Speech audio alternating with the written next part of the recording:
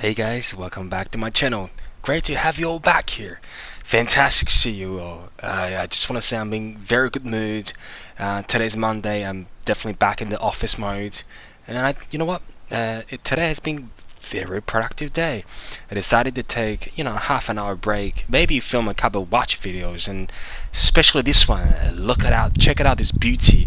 Of course, I just want to maybe share another couple points about this watch among my subscribers and people who's checking out this video, or anyone is hunting or buying a 62 mass. Of course, we know this is a brilliant watch. This is the SPB147J, and hopefully by sharing a couple points that I think will make a difference in your experiences of buying it. Now, as you guys know, I've made a couple video about this watch already. It's being one of the this most viewed video. It's been covered by many channels out there. It's being talked to, in depth and being reviewed by many of the legend watch YouTubers out there. And I appreciate you all because you guys gave me the inspiration. The first I like to talk about this SPB147 is simply, today because I'm wearing a long sleeve. Just want to give you guys the environment, what this watch will be in a long sleeve situation, or perhaps it even suit, because I believe many of the buyers out there for this particular watch, that you guys looking to wear this into your day-to-day work environment. Depends on what kind of work that you do, but many of you out there will probably in an office environment wearing long sleeves or shirt. This watch gives you look guys, I'm a massive Seiko fan on all kinds of different shapes, from turtles to tuna to samurai to monster. But the 62 mass, it just wears very elegantly, also very sporty at the same time. It is striking a perfect balance really in between. Hopefully this video is capturing how this watch sitting on my 7-inch wrist on a long sleeve. I think it looks absolutely brilliant. The color definitely matches up my shirt. Of course, this color matches a lot of different settings, I will believe, and so it is really good pickup if you want to invest in a good entry-level diver's watch around that $1,000 mark into your day-to-day work environment. You will not be disappointed. Even if your colleagues are wearing something much more expensive, you'll be very proud to have this on your wrist. Now, the second thing I'd like to talk about, in the spirit of 62 MAS is, if you guys been on the journey with me and you would like to buy a 62 mass, you will have a lot of choices. This particular SPB147 cappuccino brown dial was released initially in the second generation of the 62 mass, along with a couple other basic color variants. The SPB143 seems to be another massive hitter, being an anthracite dial. Of course, the 149 I think was a limited sort of blue version.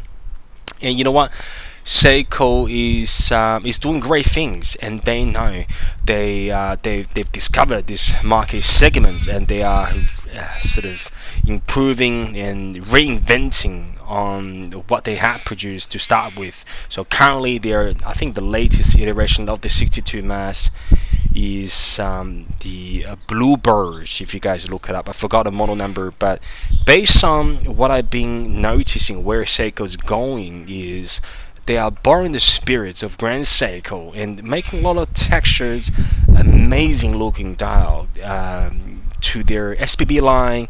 And you know what, if you think about the different line sort of patterns on their dial, even the King Seiko, not the Seiko, even the lower entry level of King Turtle and King Samurai, they've been using waffle dials instead of just consisting with kind of clean dials.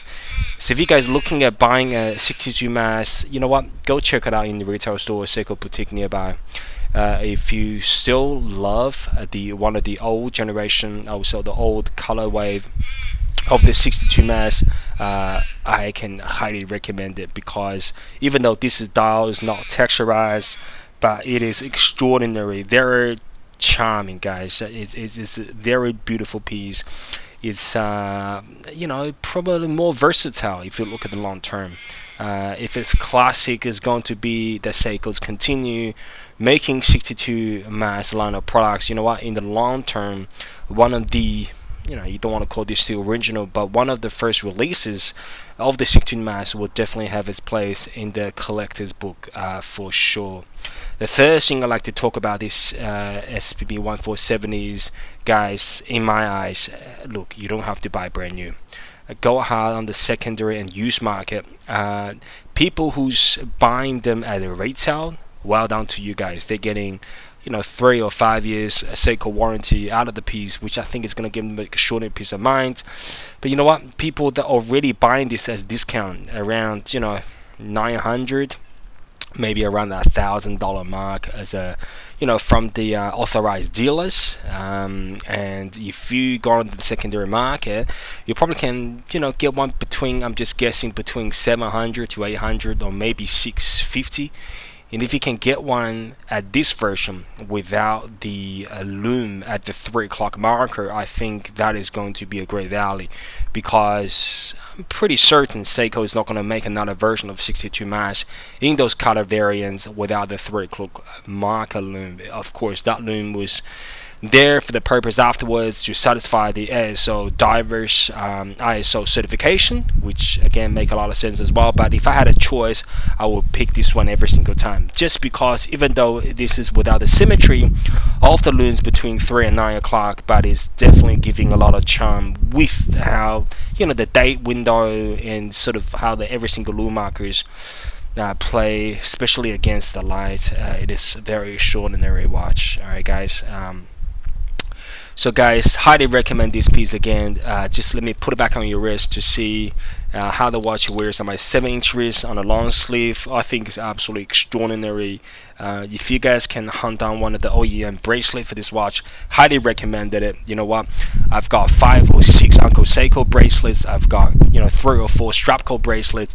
They're all very good. They're very highly recommended. But again, if you can find and source one of the OEM bracelet, I understand it's going to cost you quite a bit more, but is it worth it? The color matches, the style matches. You can tell, even though we have a bit of the fitting, you don't call it issues, but this is a bit of loose on the end link. But you know what? I'm not really mind. It's not a deal breaker for me.